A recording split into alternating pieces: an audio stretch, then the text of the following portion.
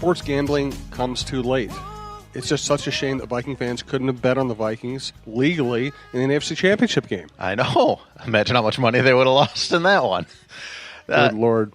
I just think it's interesting that all the different permutations that can happen after this went to the state level.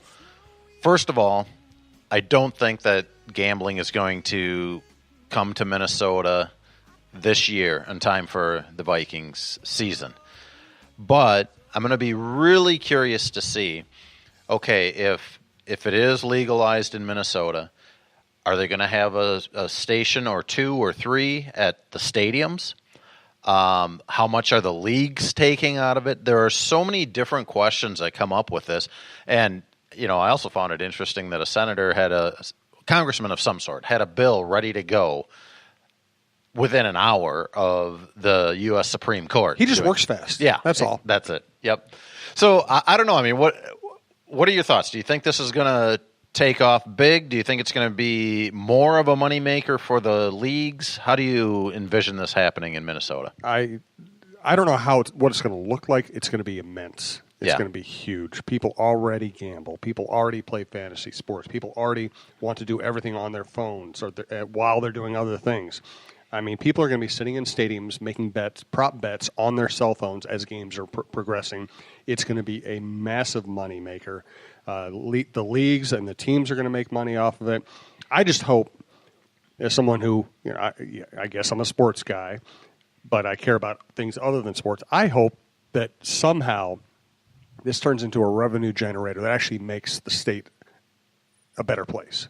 You go to Vegas, and there are $1 billion buildings going up every 5 minutes, and they don't pay their teacher anything, and they have a horrible educational system. Let's if this is going to be a big moneymaker, if it's going to be legal, if it's going to affect people's lives, if people are going to be silly enough to lose a lot of money doing this stuff, let's have it help people. Let's have it help educators. Let's have it help the school system. Let's have it inform programs that will actually help the average and the struggling Minnesotan. It's going to be really interesting, though, to see like the Indian casinos. How are there are going to be a lot of legal battles that are fought before this thing is actually implemented, and that's why here as we sit 4 months out from the NFL season starting, I don't think there's any way that this gets done on time for that. Probably not on time for the Timberwolves, but I could see by the 2019 NFL season somehow, some way, it's implemented near a stadium or through team apps. There are all kinds of ways that this is gonna come about. To me, the most sinister, I don't know if that's the right word, thing that has come out of this so far is that the leagues are looking at a quote unquote integrity fee tapped onto each bet that's made. So, you put down a $100 bet, there's probably $1 or so of that goes into the integrity fee, which to me, my biggest concern really is, does this increase people's ability or wanting to get to players or coaches to put in the fix? And if that happens, it's not worth it. I mean, terrible bill if that happens. But if there is some money from this that goes into oversight of gambling, then I think that it's a workable thing. I mean, people are going to spend their money betting through Vegas, through a bookie, legal or otherwise. So why not have the state, as you said, get some money out of it as well? He's Tim Yotter, publisher of Viking Update. This is the Viking Update show on talknorth.com, just like it sounds. Talk North, type it out as one word.com to find all of the shows and our new website. If you listen to this on Wednesday, the first live Cheryl Reeve show will be 5 o'clock tonight, Wednesday night, at Free House in Minneapolis. We hope to do some other live shows as we move forward here as well. And you can subscribe to this show individually or the network as a whole at iTunes or your favorite podcast app. And thank you to Twill in the Edina Galleria, twillmn.com. Twill on Instagram, and Tony Hoaglund, Hoaglund, your State Farm agent in Champlin. Brian Robinson, the latest veteran Viking to restructure his contract to come back. Was this a tough decision? Was it a tough negotiation, or was it all just kind of grooved to happen? Well, I think it was kind of behind the scenes, first of all. He had entertained the idea of retiring, and then the Vikings go out and draft a couple of defensive linemen. I never really believed that he was going to retire, and in fact, I was surprised to see him post on Instagram his picture basically saying, if I'm posting from the Vikings facility, that means I'm back. And, I got in contact with him. I said, what's this all about? What's going on here? And, he just said, hey, we redid it. No additional years tacked on, which is something that he's done in the past. I bet he's restructured more than any other current Viking. Just a willingness to work with the team, to continue to be with the team. He's made it pretty clear that he wants to become one of these guys that stays with the same team his whole career. And I think he also realizes, hey, it's the end is coming near at some point. Last year, he ceded the starting spot to Danielle Hunter, and I still think he's got a very valuable role. It was clear when Zimmer came in 2014 that the two guys he really leaned on were Robinson and Chad Greenway to help implement his defense and kind of take it from the coaches to the players in the locker room. So I think he's a really valuable guy, and the fact that he keeps on being willing to work with the team and restructure, to me it says a lot about his personality. He loves the game. He wants to continue playing with the Vikings, and he's willing to do what it takes in order to accomplish that. Yeah, and I think he's an important personality. Listen, everybody moves on at some point, but if you're a player, you're probably never going to get a paycheck like this ever again. Right. So take advantage of it, and if you're the team and the guy can still play and contribute and he's willing to play a role and has a personality like Robinson, this is the kind of deal that should get done. And that personality translates in the locker room very well. Mm-hmm. He's a guy that's willing to give anybody grief about anything. He doesn't take it over the line. I think he keeps things very light, yet professional. I mean, despite his kind of joking personality, he takes his profession very seriously, and I think everybody in that locker room understands that.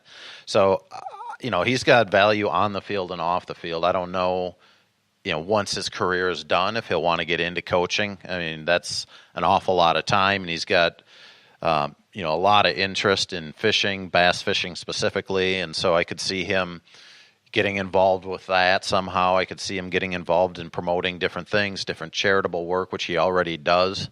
So, I was just glad to see him come back for at least one more year, and the fact that there were no more years tacked on to this says, it could be the final year.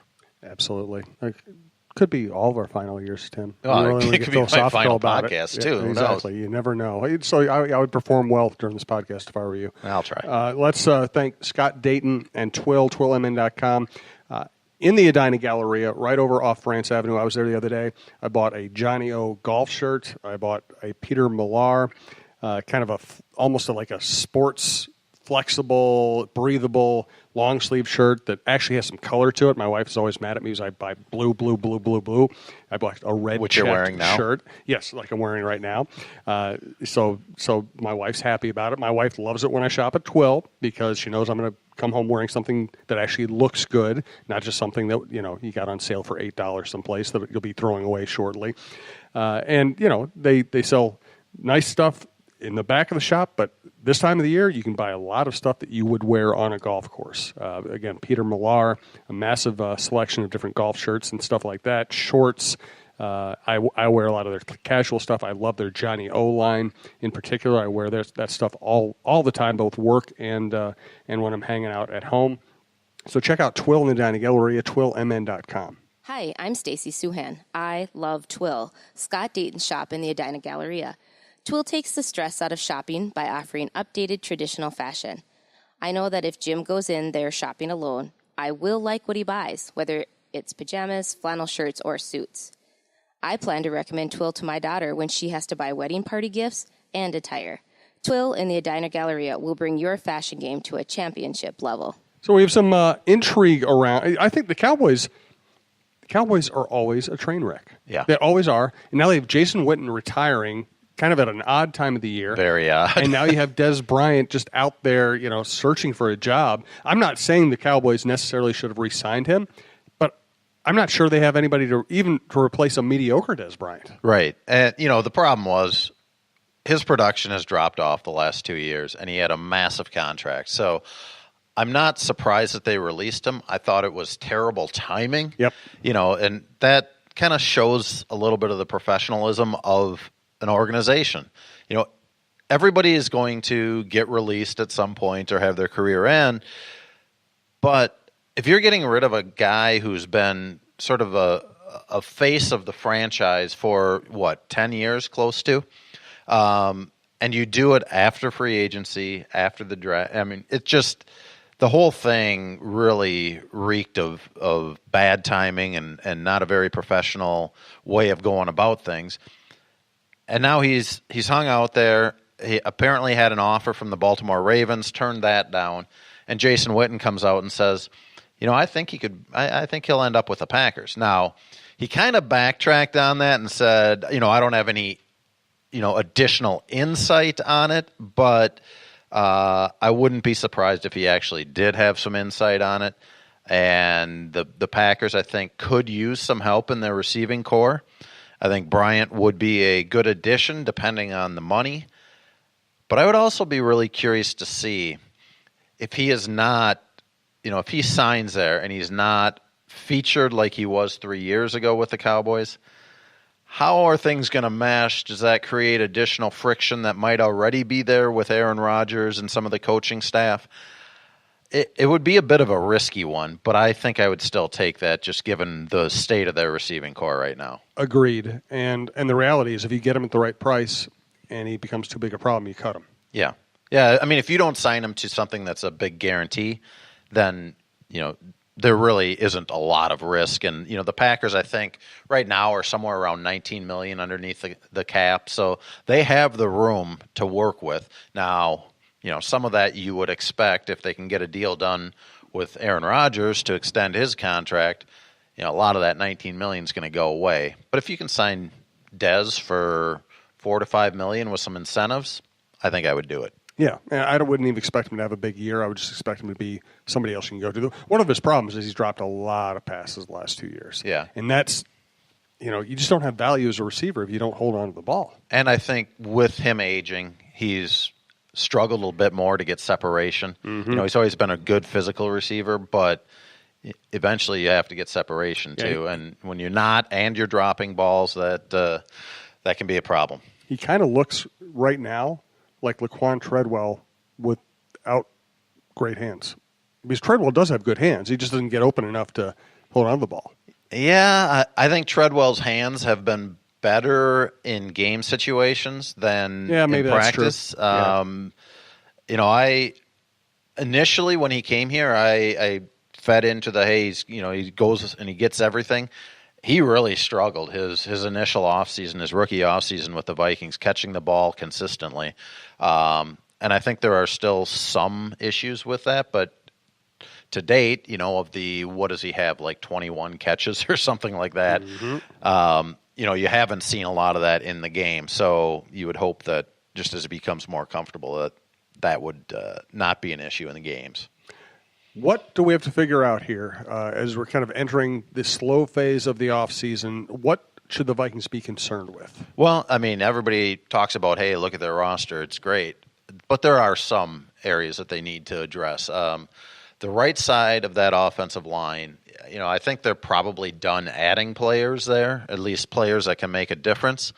But they really don't have anything figured out on the right side of the line. If you got Mike Remmers out at right tackle, who's your right guard?